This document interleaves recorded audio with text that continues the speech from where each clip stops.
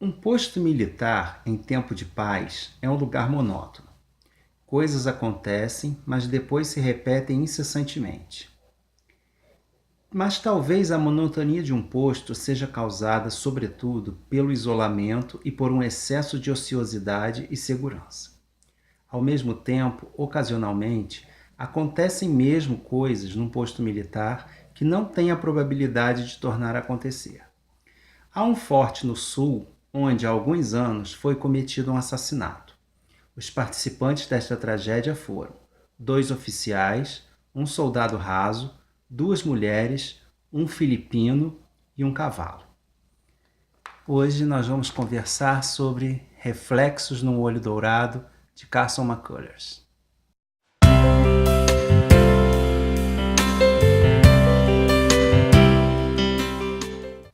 Normalmente, quando eu sei que um filme é baseado em um livro, eu gosto primeiro de ler o livro para só depois assistir o filme. Porque eu acho que o diretor nunca vai conseguir mostrar ali na tela o que passou o filme que eu já criei na minha cabeça.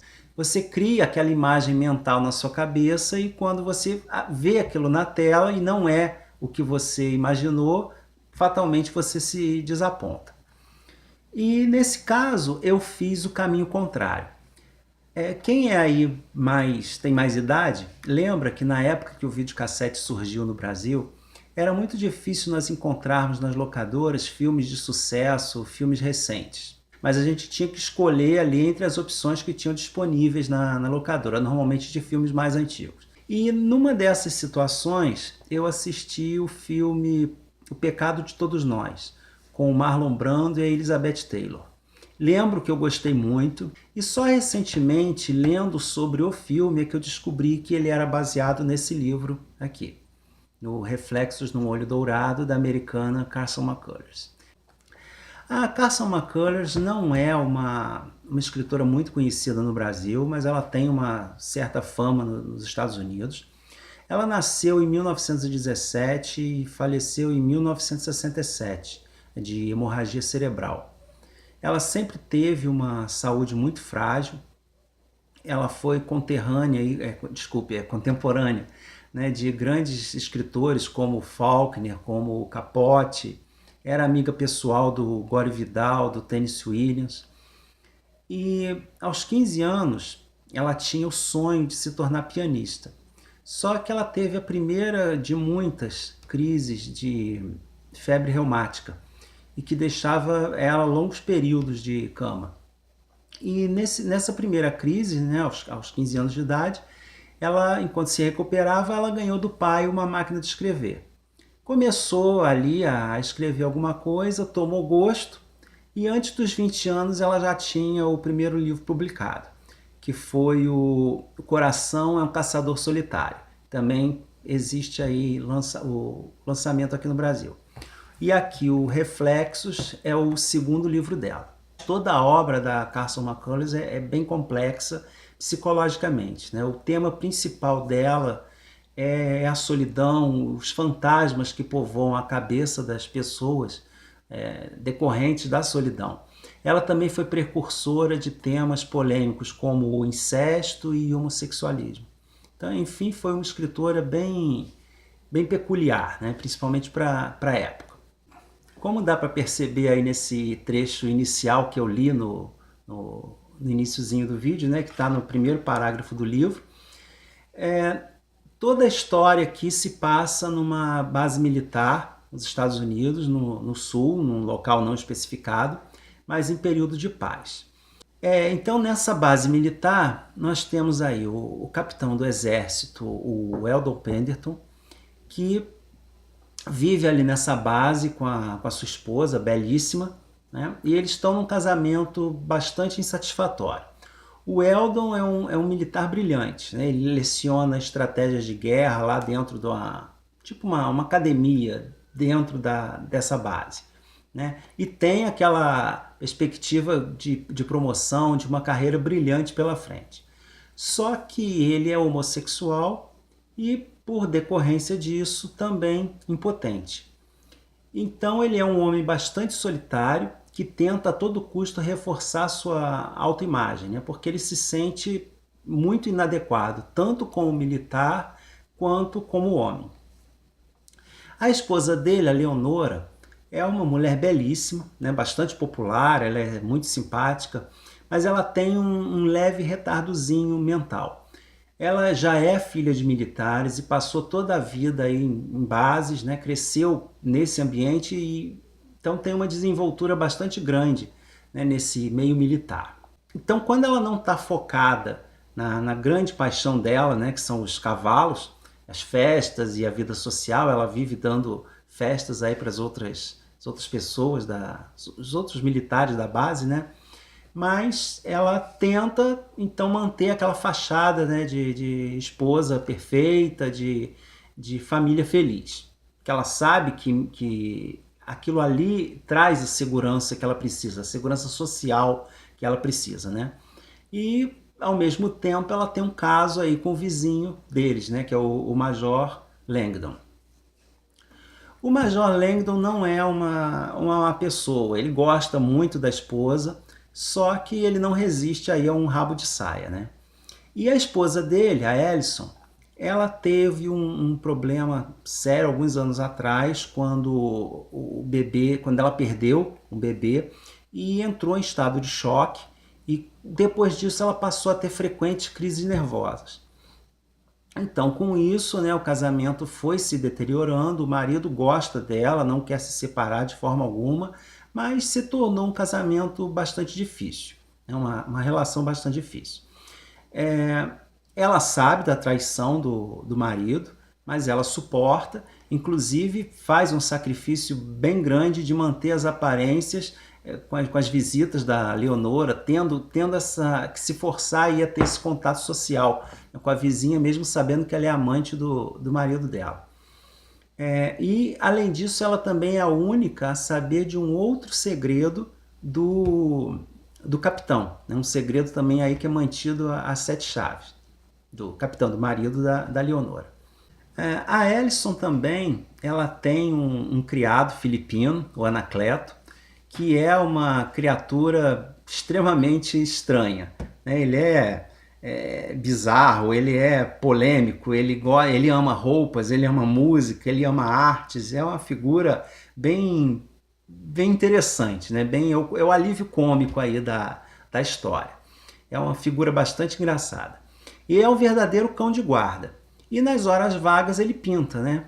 E nessas horas vagas é que ele pinta um quadro de um pavão que tem um enorme olho dourado, e se você olhar com atenção, dentro desse olho dourado você vê manchas negras, né? Então é daí que é tirado o título do livro, né? Reflexos no olho dourado.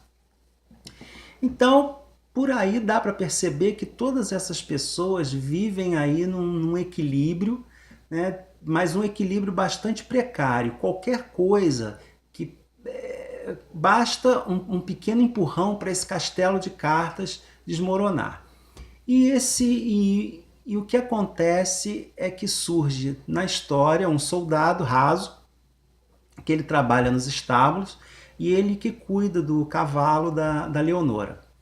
Certo dia ele é convidado não, ele é indicado, né, para fazer um serviço lá no gramado da casa dos Penderton, e ele vê a Leonora, ele calha, acontece uma situação que ele calha de vê-la nua e fica apaixonado por ela, se tornando, né, obcecado por vê-la novamente, ao mesmo tempo em que ele atrai a atenção do coronel também, né, por ser, que a gente já viu antes, que é homossexual. Então, isso daí, esse soldado vai ser o ponto aí de choque, o ponto de ruptura de todo esse frágil equilíbrio dessas pessoas. Os acontecimentos aqui nesse livro nem são tão importantes assim. O livro é fininho, né? São só 140 páginas. Eu li ele rapidinho, em 2 dias, mas dá para ler até numa tacada só. Ele é bom de ler, a leitura é bastante fácil. apesar da profundeza psicológica que tem aqui. A autora, ela não perde tempo esmiuçando psicologias ou pensamentos dos personagens. Ela joga, a escrita dela é bastante crua, bastante direta. Então ela joga a situação e deixa ao encargo aí do leitor a gente refletir, né? A gente é que faz o pensamento imagina qual é o pensamento dos personagens diante daquela situação. Ela joga a situação e deixa a nosso cargo o desenvolvimento psicológico daquela fala. Então, logicamente, como diz lá logo no primeiro parágrafo do livro, vai terminar isso num assassinato, mas isso não tira o mérito aí da história, que, como eu disse, é o ponto menos importante. O importante é ver mesmo como essa situação, como cada personagem vive essa situação da solidão, a situação peculiar em que cada um está inserido, e os relacionamentos entre si, os relacionamentos, o que eles têm que esconder para ter, e o que tem que mostrar para ter esse traquejo social, que é bastante difícil, né, dentro de uma base militar em que tudo ali é muito certinho, é muito organizado. Então, ao mesmo tempo que eles têm que mostrar essa coerência, essa retidão em tudo no seu comportamento, por trás, intimamente, eles são pessoas extremamente atormentadas e que o rompimento desse equilíbrio, logicamente, não poderia terminar de outra forma que não fosse numa tragédia. Mas a leitura é cativante, fácil de ler, muito, muito interessante. Não é um livro fácil, assim, suave. É bem denso, bem pesado o que ele traz, a mensagem que ele traz, embora a leitura seja bem fácil. Em 1967, esse livro foi transformado em filme pelo John Huston, né, famoso cineasta, com Marlon Brando e Elizabeth Taylor nos papéis principais. E aqui no Brasil o filme recebeu o título de O Pecado de Todos Nós, que a meu ver ficou até mais adequado que o original.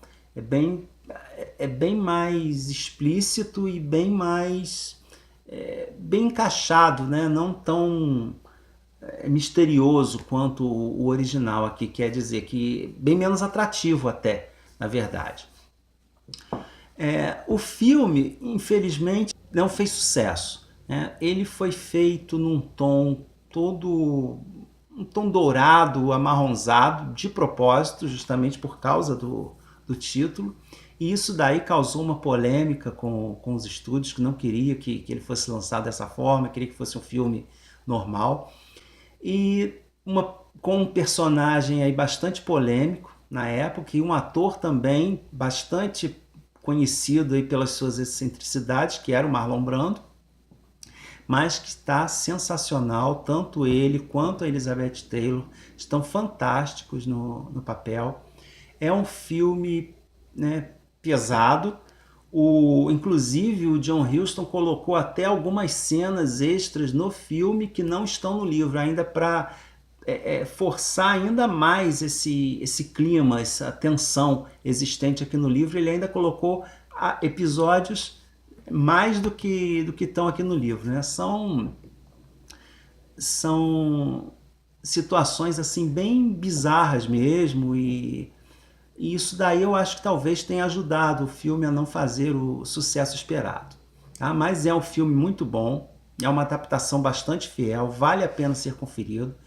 Eu vou deixar aí uma cena bastante interessante do filme, bem ilustrativa do clima todo que o filme traz.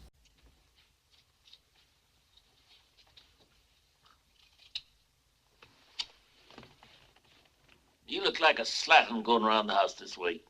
Langdon's come to dinner. I suppose you're going to sit down at the table like that. Sure. Why not, Prissy? You disgust me.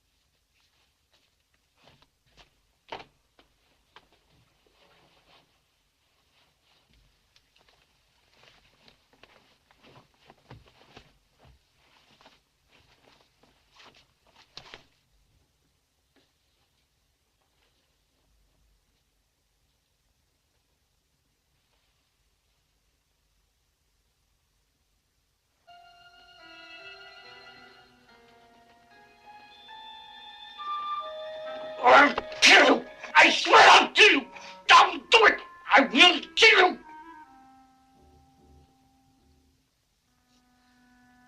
Son, have you ever been collared and dragged out into the street and thrashed by a naked woman? Huh?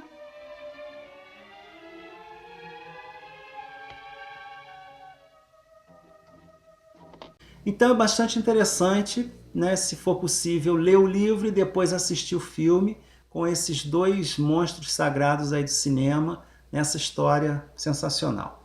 Tá bom? Então fica a dica, Reflexos no Olho Dourado, de Carson McCullers. Uma leitura desconhecida, mas bastante interessante e uma das grandes leituras que eu fiz esse ano. Vale bastante a pena. Então, por hoje ficamos por aqui. Se você ainda não é inscrito no canal, por favor, se inscreva, assine o sininho para receber as notificações, compartilhe com os amigos, logicamente deixe seus comentários. Adoro receber comentários e sempre tento responder. E a gente se vê no próximo vídeo, tá bom? Tchau para vocês!